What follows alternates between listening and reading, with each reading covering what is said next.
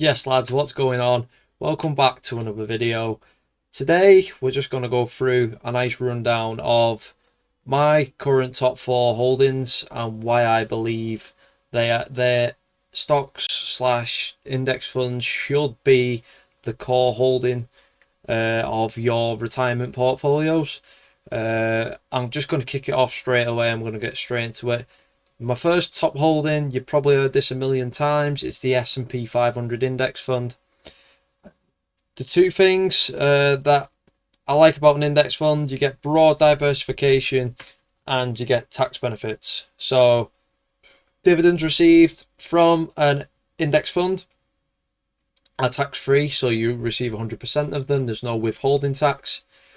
And two, you get broad diversification. So there's 500 companies in the S&P 500 index fund.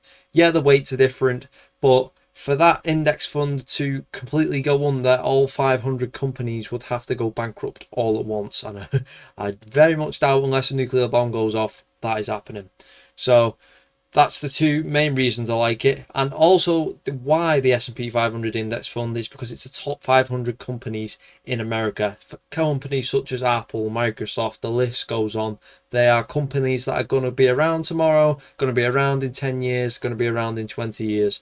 Very financially strong, competitive companies that continue to innovate, to progress on with the revenues and distribute cash to shareholders. Next, it's going to be my emerging markets ETF slash index fund. Why an emerging markets ETF slash index fund is a few reasons. China's GDP growth has been absolutely exceptional for over the past 5-10 years.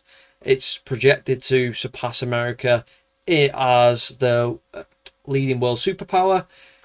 It's got companies in it that are overtaking America's companies.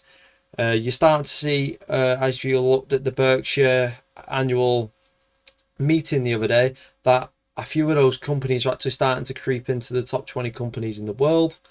And China is economically sound. It's got not many economic issues. It's got a good system. And if you've got a good system, companies will thrive on that. Revenues will increase, profits will increase, and hopefully, as revenues and profits increase, so will the company in size, which will actually help your index fund grow with it because the companies will become more valuable. Next, we've got Johnson & Johnson. Dead simple. Why I like Johnson & Johnson. It's not just a one-man band. What I mean by that is their business is split into three main segments. You've got the consumer side, medical devices, and you've also got the drug pipeline. Within those segments, you've also got broad diversification inside the segment. So you've got even diversification upon diversification, and revenue streams aren't limited to one source. So they can kind of make up the slack if one part of the business has a bad year, and even possibly the other two may actually progress on and continue to grow the company. Why I like this company, it's a dividend king, so I love dividend stocks because I completely believe in compound interest and having a steady stream of income for when times gets bad.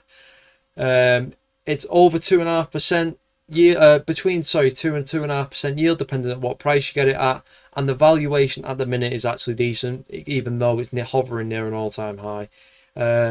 Another reason why I like Johnson & Johnson is because of the beta of the stock. A beta basically means what it's correlated to risk. So if the market kind of decreases by 40%, you'll actually notice if you go on the chart, Johnson & Johnson will only go 20-25%. That's still a big drop, but in the world of like psychology, I think you could stomach a 20% drop a lot more than a 40% drop, and also just receive your dividends while all that's going on. So the next one is going to be Coca Cola. Over 3% yield. Great brand recognition. It's been around for years. What isn't there to like about Coca Cola? One thing I want to touch on at the minute, current second, everyone is starting to get a bit worried about the payout ratio for the dividend. The dividend payout ratio now is about 90%, right? That's because of a dip in revenue this year. You've had a dip in revenue over the past year due to COVID. Why is that? because your bars have been shut, your restaurants have been shut, and your cinemas have been shut. Three of Coca Cola's staple kind of income sources have kind of just been muted, and yet they've still managed to kind of keep the revenues near those levels.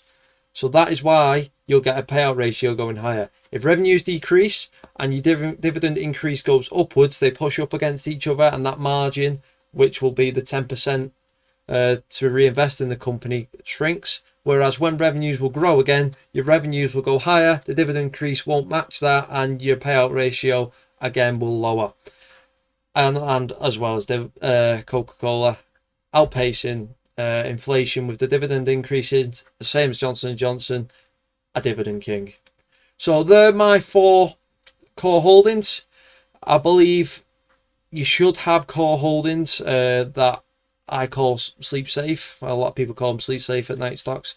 Things that you don't have to worry about, things that you don't have to check up on day to day, scour over the quarterly report every 2 minutes and see what you've missed. You know the financially sound companies, you know you've got broad diversification through your ETFs, and kind of limit or kind of get rid of, I eliminate it, the speculative side of the stock market, because in the end you will get stung. So that's just been my take on it. That's my top 4 holdings. Let me know where your holdings are, what you like in the comments down below. Drop me a like, it helps with the YouTube algorithm. I know I've only just started, but it would mean a lot. Subscribe, and I'll see you in the next one.